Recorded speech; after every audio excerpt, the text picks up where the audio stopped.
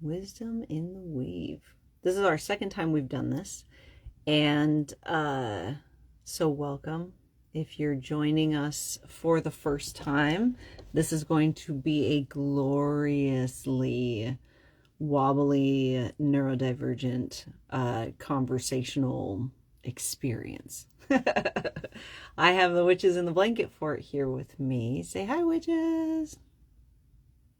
Hi, witches.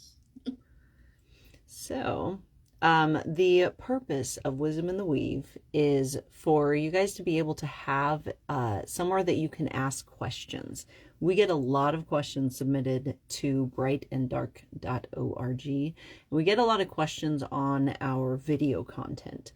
And the problem with that is that you guys are asking questions that can't really be answered in like a short little snippet, and questions that would be best answered by multiple perspectives so that you can kind of feel through with like what feels right for you. Does that make sense? Did you guys see that? I missed the edge of my desk. Ninja test fail. My recovery is pretty good though. I probably totally could have pulled that off had I not like pointed it out, but where's the fun in that? I don't mind being amusing. All right, guys. So,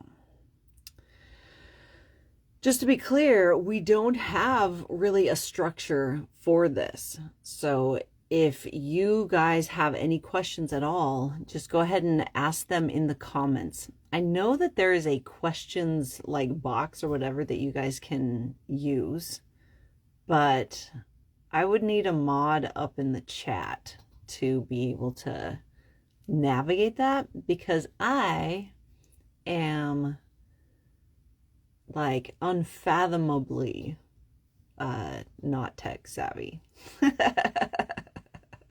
It's amazing that that I'm in the position that I'm in at the Resource Center with creating like content and stuff, because I just wing it like most of the time. I just like shoot from the hip. I can't do scripted stuff at all. It's like I have this rebellious nature that just refuses to memorize like scripts or rules.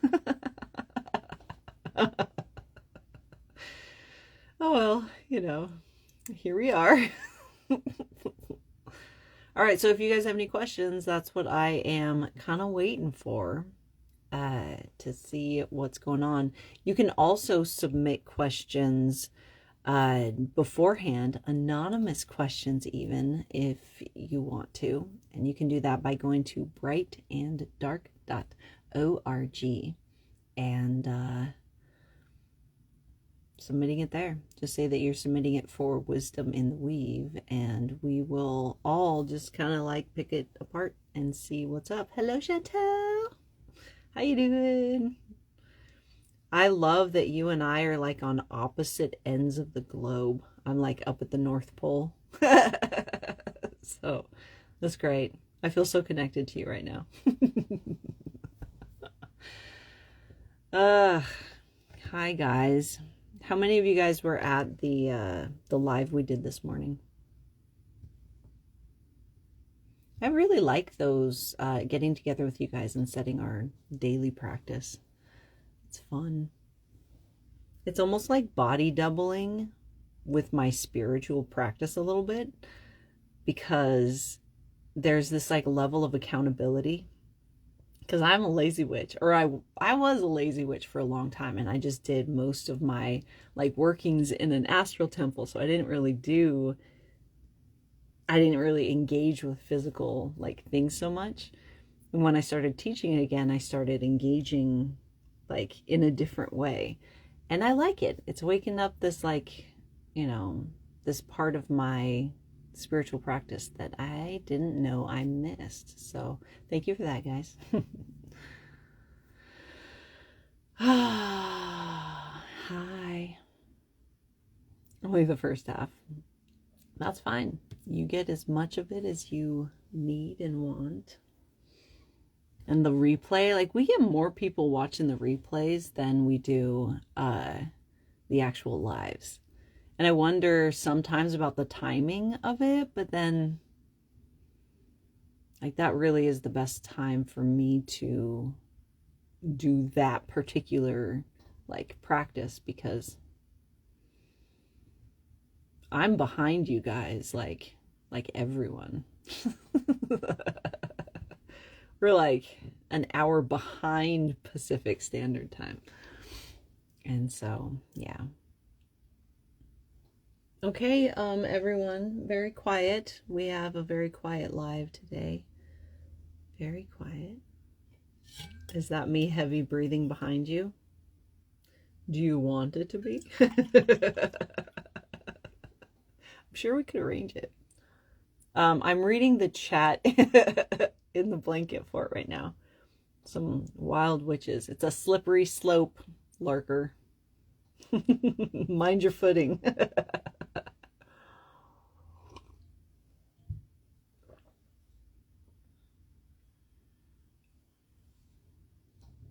Ooh, this is a good one. Samantha is what I'm going to assume. Samantha's asking, what do you do with spells when you're done with them? Like candles, spell jars, and such. Now, one thing that you guys are going to get accustomed to is I would like you to ask yourself that question first. Like if you were to just intuitively be like, you know, what does this want? How does this want me to like engage with it? What does closure feel like to me? Right? Those are the kinds of questions that you want to ask yourself when you are making these kinds of decisions. Because if you don't already know like how to do that, that usually indicates that you didn't have like formal training, which is totally cool. But that's where they teach you all of those kinds of things. And personal correspondences trump traditional correspondences in an untrained witch. So pay attention to what it means to you until you can get that kind of training and structure. Does that make sense? Right? And this is all like, this only applies to spells and things, spellcrafts and things that you are not ingesting or applying topically to your skin, right? Herbalism is a thing, and you can fuck your shit up if you like switch out like things when you're doing herbalism. Are we clear?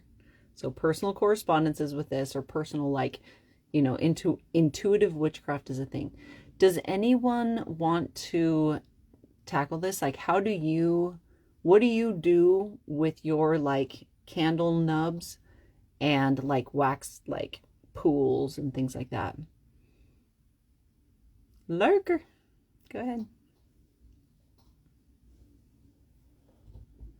Hi, I fumbled. I'm here now. I collect them and I keep them in a nub with B jug.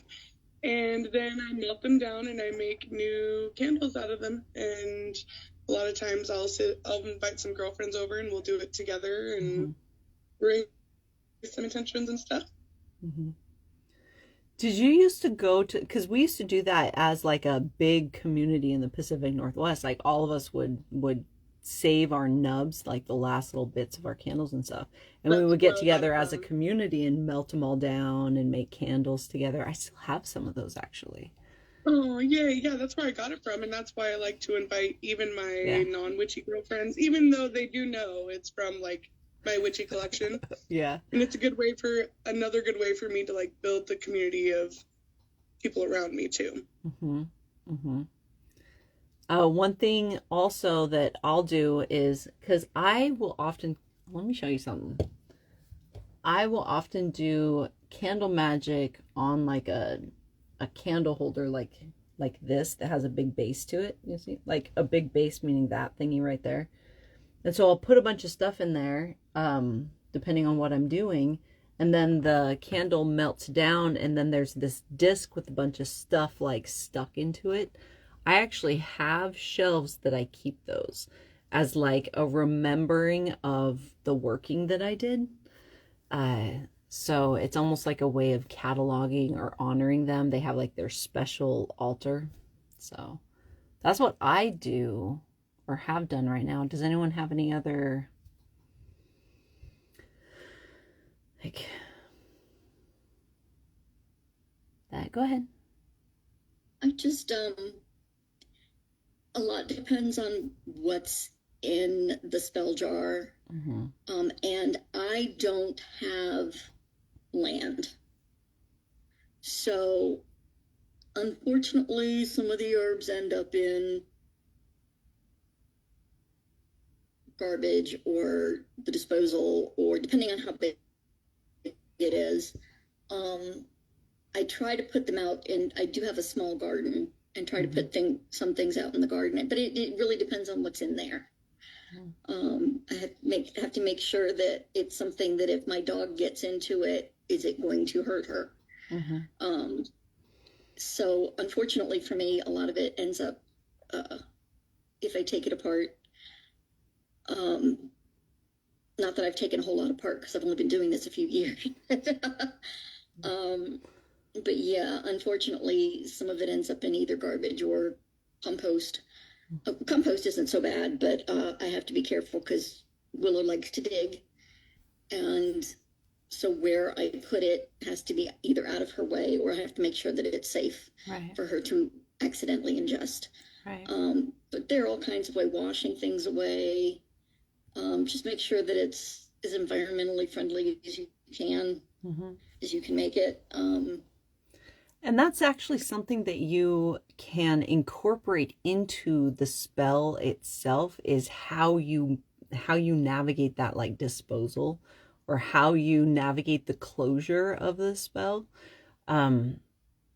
Spell crafting is essentially like creating layers of intention, and the different ways that you engage with each component and the relationship that you have with each component, kind of, it matters, right? The relationship that you have with each step as well influences that. So you can actually increase the efficacy of your working if you actually include sorting that out. You can include that in like the whole spellcraft. Does that make sense? Yeah. So, so read the comments too, right? There's so many different ways of doing this, and this is one of the reasons why it's like, check with yourself what feels right, and different workings are going to potentially have different ways that they are going to request for closure, right? Does that make sense? I ask that a lot. Because I'll often like fucking drop a Yoda bomb and everyone's all like doe-eyed at me and I don't know like what to do with that. It's like, wait a minute. So, okay, guys. Do we have any other questions? This is a free-for-all, guys. You're not only asking me, but you're asking the witches in the blanket fort as well. We want to be able to give you a bunch of different answers to your questions. Our goal is to get it to where you consider it strange to have a single perspective on magic. So we want you to crave the multiple perspectives. Right? I mean, do what you want, like, ultimately. But we are here to help and to kind of help shine the light on your practice with our practices. Ocean put a question in our chat from the last time. Someone asked, how do I summon the covenant for me? Ooh. I've healed and broken the chains of my past now and need a tribe. Yeah. Okay. This is one that I get all the time. So I know what I'm doing right now is I'm weighing, should I just like Do you guys want to go before I do, or do you want me to just like blah, blah, blah, blah? All right. Well, I have to say, I got summoned by your TikTok videos. You guys are my tribe right now, and I have no other advice except when you meet the right people, you'll know. But take it away. So, when we are born into this world, right, we all learn to mask. And in fact, we mask heavily when we are mainstreaming. And when you're looking to build relationships with other magical practitioners, the first thing I recommend is, number one, doing deconstruction and shadow work, which is why foundations exist at brightanddark.org. But remembering who you are authentically underneath all of the masks and actually engaging with your life based on the things that you actually enjoy, and you will find the witches that also do those things and kind of like vibe at that frequency. A big problem, the reason you're not connecting, is often because you're still masking heavily in some way, or you have boundary issues that need tending to, so that you can free up space and time to invest in relationships that are more aligned with your authentic self, instead of your masked persona where you have to like behave a certain way in order to be like accepted or whatever, right? Ocean, go ahead. So I kind of liken this to the question of how do I find community, or how do I enter a community? Because to me, it's kind of the same thing. Because if you're a witch, Coven to me is almost becoming really alike to cult. And I don't mean that in a judgmental way. I've noticed that covens can be really exclusive and controlling. And I don't really vibe with that. But community, or to what I've been asking myself as somebody who would also like to partake in community, is how can I be a better community member, rather than where is the community to me?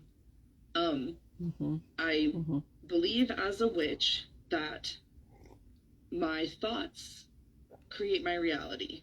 And so when I'm partaking in a pattern of individualism, it will perpetuate individualism. Are you asking for support? Are you receiving support? Are you giving support? And how are you balancing those two things out? Yeah. Ocean. See, that's what I'm talking about.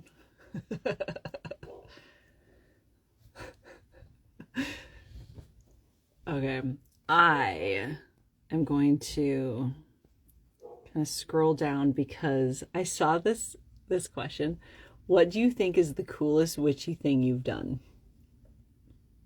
And the first thing that comes up for me is that one time at Beltane, which is what the community that we used to like run in would call it, which is like, ugh. But oh my gosh, yeah, they're all laughing too. I have been really active in underground witchcraft communities for decades, and so I have wandered off in the moonlight, hand in hand with a group of witches and a bottle of mead, and just like did adventure time. Like, that's normal for me. I used to live in the woods for weeks on end with large groups of other magical practitioners, like doing our thing. My bar for like weird or I don't know, like even like witchy is like really fucking different. I'm having to learn so much, uh, learning how to mainstream or how to communicate with witches that are still very like not underground. Anyway, so do you want to answer this question? Is it going to be the story of the river and the aliens from that one Uh, time at the autumnal convergence? yeah, is that gonna become our thing now? That one time at the autumnal convergence. I think Um, so. you know, that really was my most magical moment. My most magical moment actually was okay, well now I'm torn between the autumnal convergence. Uh Lurker can tell the the autumnal convergence story. They do a good job. nobody tells it better than Lurk. Let me tell you, they have a gift for storytelling. I know. Um, no, I'd have to say it was the ritual, actually. It was partaking that year, this last year, in hosting the ritual, or not hosting, but like supporting, that's a better word for it, the Mhm. ritual. Um, in my first time in ritual in person with like in group ritual with in person was really shaky and awkward, and I want to say it was the most magical time, but it's really the second time. It's really the second time when I got Right. to have more intention. Did I go overboard on the intention a little bit? I planned out way more things and I took an entire day to help set up the circle. I regret nothing. But the most magical part was holding space along with my other cousins who were supports, and um, the partaking in the energy exchange of I am supporting these people, I am being supported. Right. In just this like whirlwind of like the elements are supporting me, and I'm channeling that support into my community Right. through dance and like energetic sort of like I don't know, I want to call them poses, but that feels like weird, but that's really what it felt like. And it was really just feeling the connection and then channeling that connection in a way that was intentional was really one of my most magical moments so far. Yeah. I'm into it. All right. Get it. Okay. I have to say, for the solo part of my practice, learning to connect to the trees and the land spirits have been just to make being able to feel that energy for the first time has been so amazing.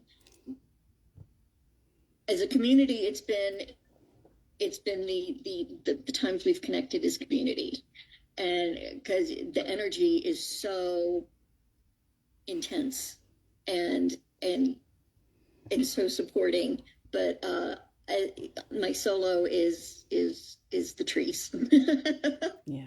And my family still thinks I'm weird for talking to trees, but I do it anyway. And I have to leave now to go take my son to the dentist. So Bye. love you all. So Lurkalicious. Are you down to tell the story of the river aliens at the autumnal convergence? Oh, absolutely. It's a shame I can't do it on video, but I will tell the story. Oh man, so just like a little background is I am like super uber protective. I'm a mom. I'm just like that, right? So I heard when we were at the convergence that a group of witches was gonna go like stand along the river at night, right? And I was like, hey, I'm gonna come along with you guys, like just in case. So we get down there and I don't have my glasses on or anything, and I am blind as a bat. It is dark. This is like the sandy river. And so I get out there and they're like, okay, cool. And they all just like strip and just start laying their shit on me. So I've got vape pens and bracelets in my pocket. I've got hoodies like all over me. And it's dark, so I got 2 cell phones with the flashlight pointing at the river so that they can go into it, right? I'm like, oh my God, you guys are so lucky, and that I'm blind, right? So they go out into the river, and all this stuff, and they like take a dive and jump back up, and they just start howling, and they're glowing in the light of the cell phones. I can't see anything except for these like alien like blobs like rising out of the river and howling and stuff. And I'm like, I hate to break it to y'all, this is not the majestic whimsical thing I think you were hoping for. All 3 of them had fallen at the same time, both hands in the water, booties up. Oh my God.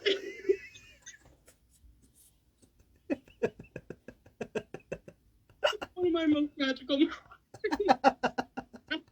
Can I add some context? Go ahead. As one of the aforementioned aliens, there were a lot of rocks at the bottom of the river. It was really hard to stand up, and we were all afraid we were going to slip and fall, so it was real fun walking on all 4s to the middle of the river. I had the best vantage point, honestly, of all of us. But the best part for me was that I was so cold from being in the river that I didn't even bother to take my clothes back from Heather. I was like, I'll see you guys at the house. And I walked all the way up the riverbank, up the stairs, and onto the deck, and I whipped the cover off of the hot tub from the Airbnb like so fast and jumped in that bitch. Oh my gosh. Oh, I remember that. They're like, what are we going to do? I'm like, rip those bad boys on and just go. It's going to be weird for a minute. But you were totally way more awkward than getting in your clothes while you're wet. Yeah, I've embraced that nudity is like a huge part of my magic, and I'm okay with that. Well, thank you for your contribution to the event. Anytime. See? Thank you, Lurk. You ask a witch about their most magical experience. It's not necessarily what you think it is. It usually involves nudity. I'm kidding, but I'm not kidding at the same time. I'm telling you, it's a slippery slope. Go ahead, Alicia. That was a really funny day, actually. That evening was hilarious. I didn't get to witness it, but I got to witness the aftermath, and that was hilarious. But I was just going to put in my most magical moments. It has nothing to do with getting naked. I'm sorry. It's going to be a little less entertaining. Mine is for the fact that the past 2 years that I have this herd of deer that live around me, and I've learned how to kind of reach out and communicate with them, like telepathically in a way. Mm-hmm. And I've asked them each year if they would leave me an antler, a shed, somewhere in a kind of a specific area that I could find easily. Mm-hmm. And each year, so last year was the first year I did it, and it was left for me. It was harder to find, but I found it, and it was in the area that I asked for it to be left. And then this year I asked a very specific buck if he would leave me one of his sheds. And sure enough, 2 days ago, I got the call from my neighbor. She said, oh, I found this laying right here, so I put it up here by your thing. I thought you would like it. And I was like, oh, that was it. It was from that very particular buck. So for me, that it's like tingly and super magic. It just like makes you feel like, oh, it's validation and proof and confirmation and all of those things. So really, really cool. Right. But yeah, that's my most magical.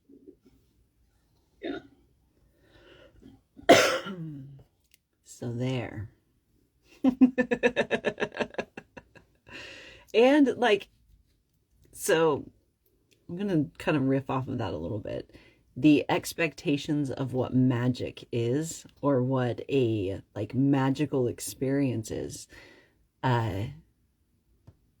One of the benefits of really looking at what your definition of magic is that you're able to actually see it in places that you didn't necessarily see it when your vision was like closed off. It's not gonna look like, you know, walking down the street and cars are blowing up on either side of you because you're pissed off at your fucking neighbor or some shit like that. Like, that's not, if that was something that happened, like, that would be something that would be talked about a whole lot more, right?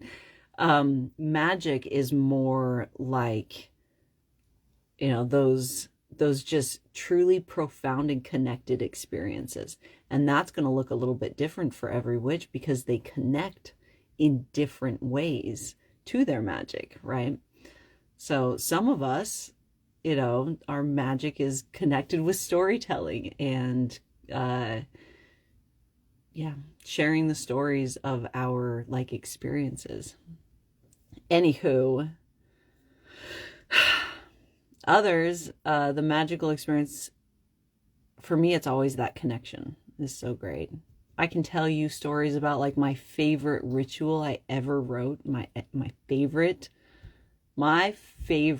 group ritual I ever wrote was like the crowning moment of my entire practice as a witch, and all of the work I have ever done in creating group rituals. Do you guys want to hear it? It was actually the autumnal convergence, actually. So the very first autumnal convergence that we had as a community was only like 3 years ago. 3 years ago. And I knew that for a lot of these witches that were coming, this was the first time they had ever experienced a like in-person group ritual. Most of them had never experienced ritual at all before. And I planned it in Portland because I have a lot of connections in that area. So I actually tapped people from so many different communities, and we all came together to create this experience for all of these new brooms. And so one of the high priestesses from another magical group that I used to kind of engage with was also there to help with like the kitchen witchery. Anyway, so the entire weekend was used. I used it to prepare them for the ritual, but they didn't know that they were being prepared for the ritual. And so what we ended up doing is I also tapped one of my ritual movement like specialists. She came and did a workshop on ritual movement arts and taught some basic choreography on how to like incorporate choreography into your magical practice. And so she taught them to this like song that is just really cool. And oh my god, I almost oversteeped my tea. I need a moment for my neurodivergence. So what we ended up doing, and this is like, I'm not going to tell you all of what we did during the ritual, but there was a part, so everyone got all dressed up for the ceremony. It was way later in the evening after the whole day of like workshops and everything, and everyone got all like, you know, dressed up and everything. And none of them knew what to expect because I don't give out like, I don't give out a, what is it? Not a syllabus. I always forget what those things are called. Itinerary? Yeah, I don't give out itineraries or like programs, right? So, because presence is really important when you are doing rituals and ceremonies and things like that. So what we ended up doing is the ritual started, and I really love doing ritual and ceremony in groups where there is no words used. Not use any words at all. It is purely through movement and music that the ceremony is kind of like, that's how it navigates. And so that's what we did. And so I came in and cast the space, and my friend who had taught the workshop earlier, I had her like hiding underneath the altar that I was like working from, and everyone was like watching, and the music was going and everything, and we did this whole thing, and she came and like popped up from behind the altar. I think I had fans or something that I was hiding her, and then I did the whole like burlesque reveal, right? And she's like full ceremonial garb. She's a tribal fusion belly dancer and everything, and she came and cast the quarters for us, and then the music hit that was the exact same music that everyone learned earlier in the day, and every single witch in that circle fucking hit that choreography, and it was the coolest thing I have ever experienced. So I still get goosebumps thinking about it. And yeah, that was my like my moment. So I'll be talking about that for years. So will everyone else that was there. So yeah, that I think was one of the most magical experiences. Being able to support an entire group of brand new magical practitioners and get them united to that extent in the present moment and together was just like, meow. But writing ritual and spellcrafts are like a special interest passion of mine. I love it. I'm really, really into it. It's like the best puzzle ever. I also help people write spells and rituals and things like that. I have like 3 people I'm working on hand fastings right now, or marriages or unions. I do a lot of like transitional rituals as well. So big life changes. Anywho, do we have any other questions? Because we are only staying live for as long as we have questions. It can be about anything, really.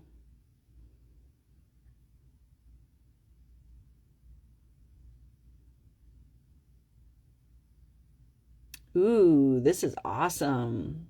What would be your advice to someone trying to discover what their gifts are, especially people who can kind of be all over the place? Oh my God, I love questions so much. I love it. There's so much here to play with. Do you guys want to first? You want me to go ahead? Okay. So, the thing about giftings, or our giftings, is most commonly our prominent giftings are things that we don't see as giftings because they've been a part of our lived experience our whole life. Like it's always been there.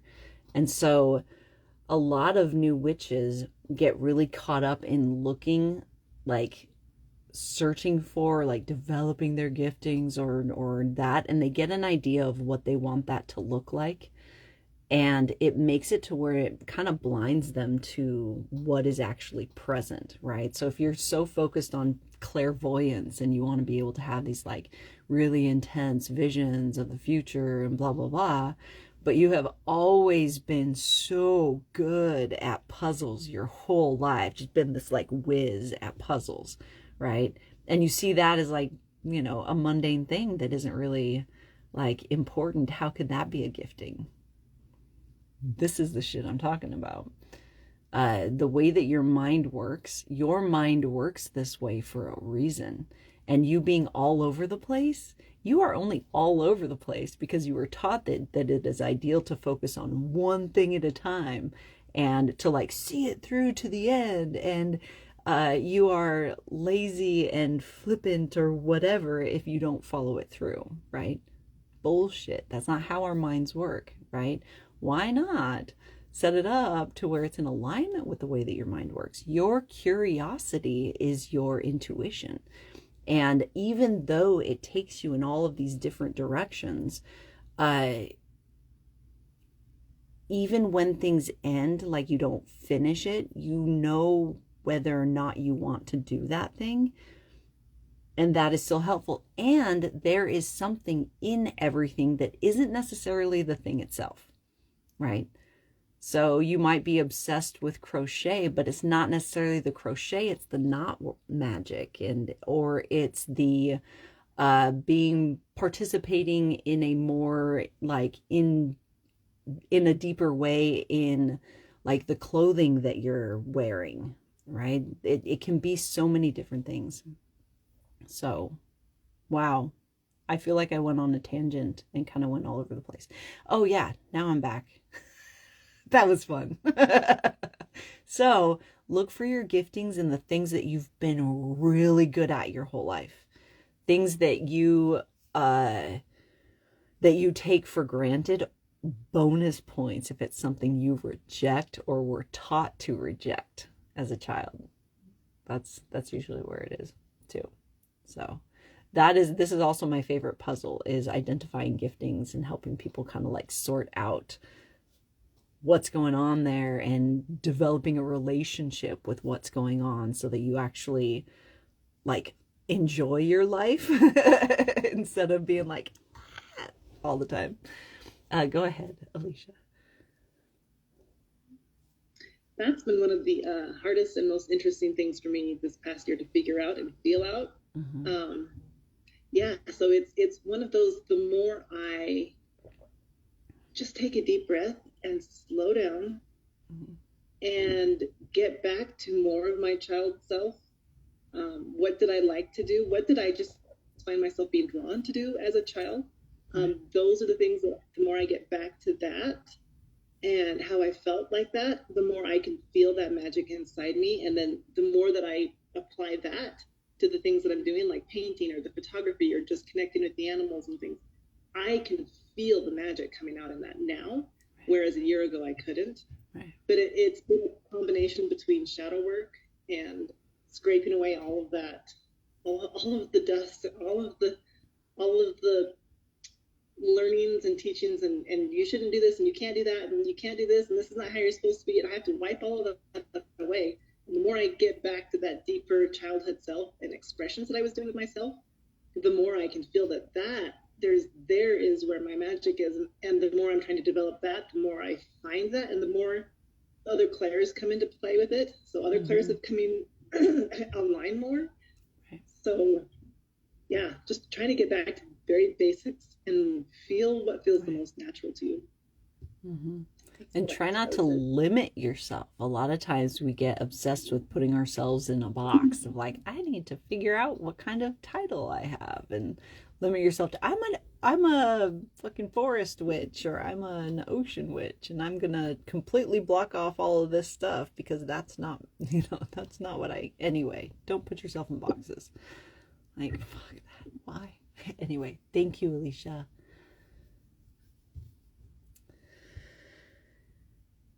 Hi.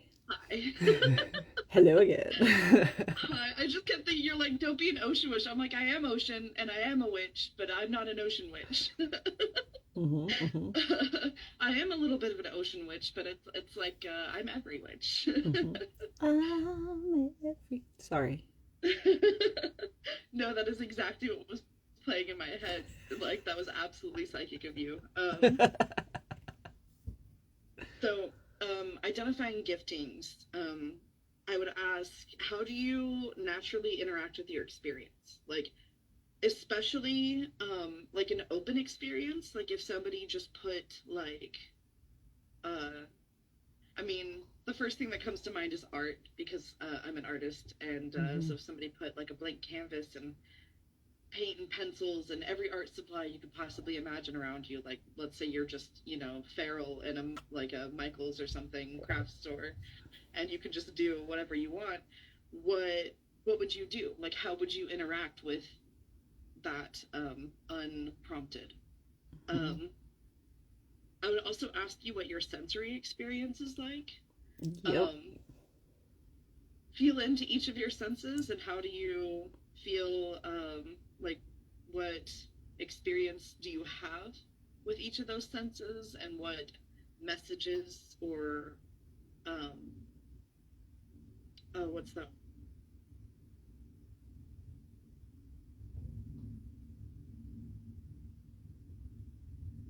Like a correspondence. Correspondences do you have with the information that you're receiving? And then I would also ask you, where do you experience the most awareness in your body? Like, where are you most aware of? And what does that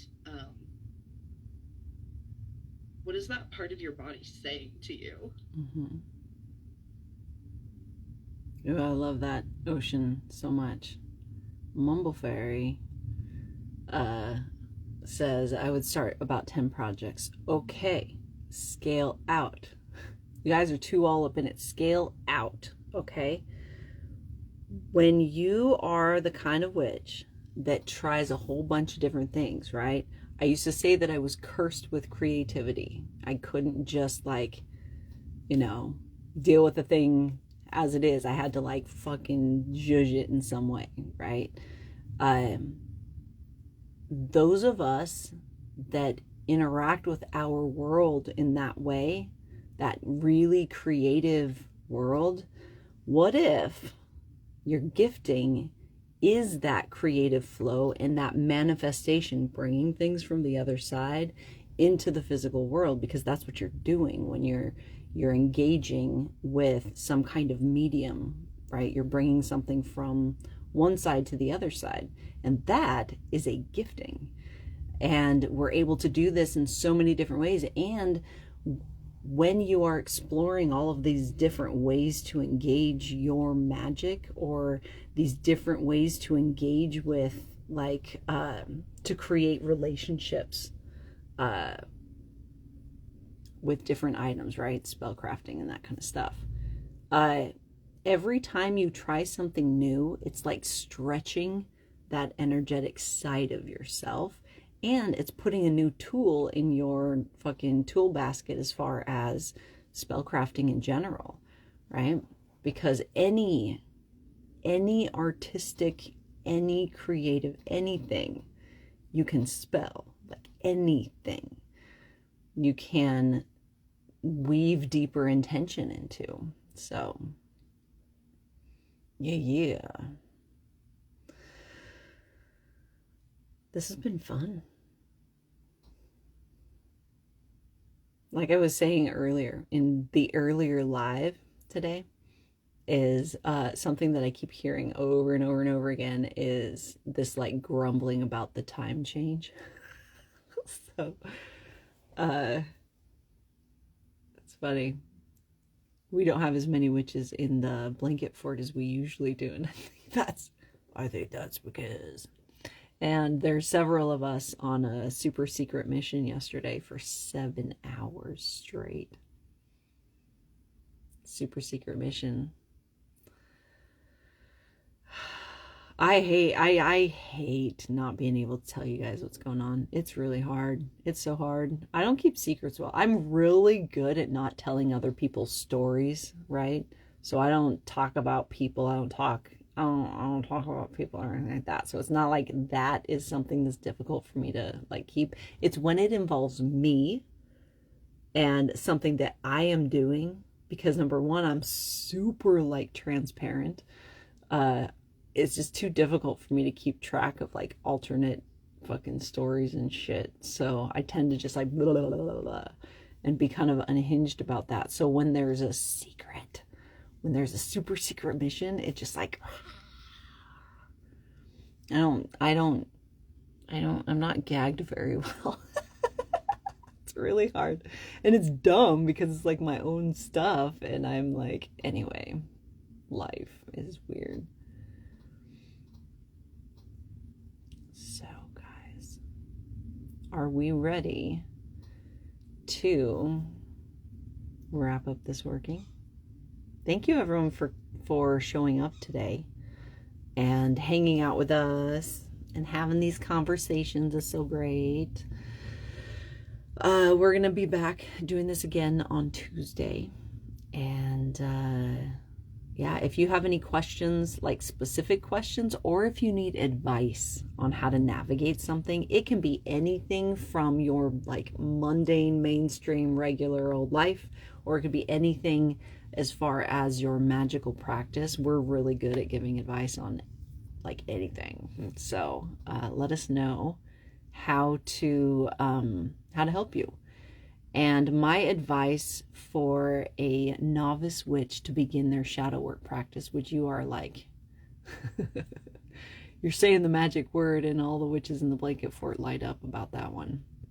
You don't know what can of worms you just opened. It's something that we are all passionate about because you are in a very precious place in your practice where you are choosing what path you take to remember who you are. And I cannot commend you any like deeper. Like that is very cool. We honor this so much that we have an entire program dedicated to those in your position of just starting out. Shadow work for witches is different because as we start peeling back those layers of social conditioning and we start accepting the parts of ourselves that we've rejected, our giftings start to come online. And the nature of our lived experience starts to shift a little bit. And having a community to hold you through that is game changer. Also, when you do shadow work and this kind of deconstruction work within a community that is sharing their perspectives, it makes it to where you and your like 1 year of shadow work, you will actually get 10 years or more of shadow work experience in that 1 year because you're learning not just from your perspective and a book that you have or whatever, you're learning from your perspective and an entire international community of witches also sharing their interpretation of like the journal prompt or any of that kind of stuff. So I could go on and on and on and on and on about foundations because it's been a passion project for all of us for several years.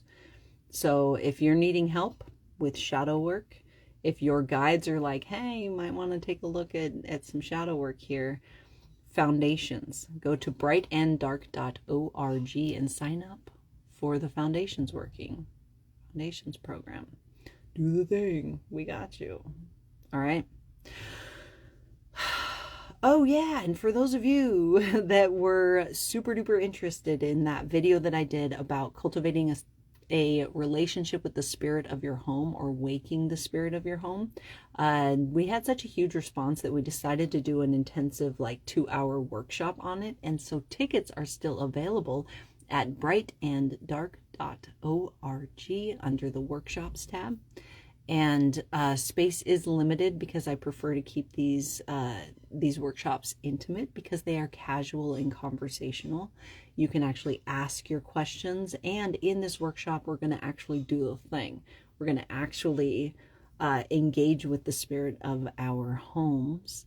But of course, informed consent is important in magic, and so we'll spend the first part of the workshop really getting to the Q&A so that you can really feel good about understanding what you're doing.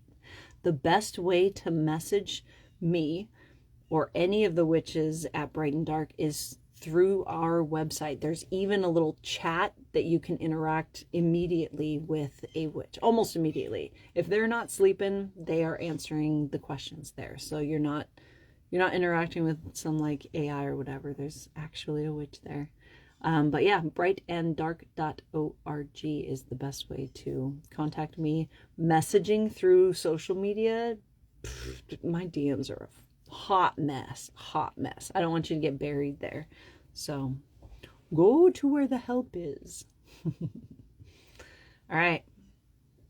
I'll talk to you guys later. We'll see you in the morning. Come in the morning. We're going live again. And again and again.